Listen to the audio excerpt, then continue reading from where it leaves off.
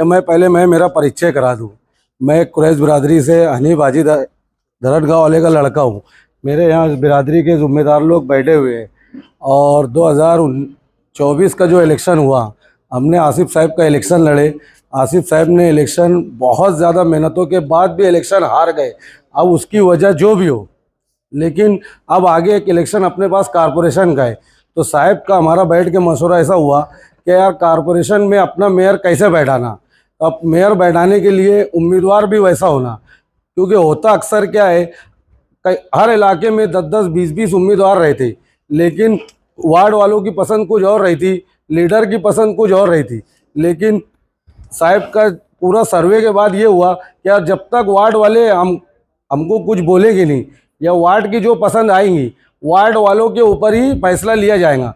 तो वार्ड के लोगों को बुलाने का मकसद यही था कि मैं मेरा परिचय करा दूं और साहब को तुम्हारी तरफ से मेरे टिकट के लिए अपील के लिए मैं बोलूं कि यार तुम मेरे टिकट के लिए बोलो। साहब ने मेरा काम करने का तरीका देखे ले और मैं काम करते रहता साल के 12 महीने, और मेरे वालिद किसी नाम के मोहताज नहीं है।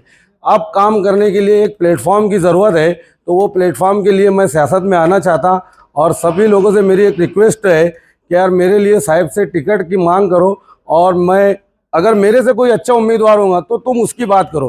तुमने सब कुछ ट्राई करे, एक नए उम्मीदवार के तौर पर मैं तुम्हारे बीच में रहूँगा और मैं काम करता हूँ। सियासत में मैं 2012 से काम कर रहा हूँ और साहब ने 2024 में मेरा काम देखे, इसीलिए कहीं ना कहीं इच्छुक उम्मीदवारी में मेरा नाम चल रहा।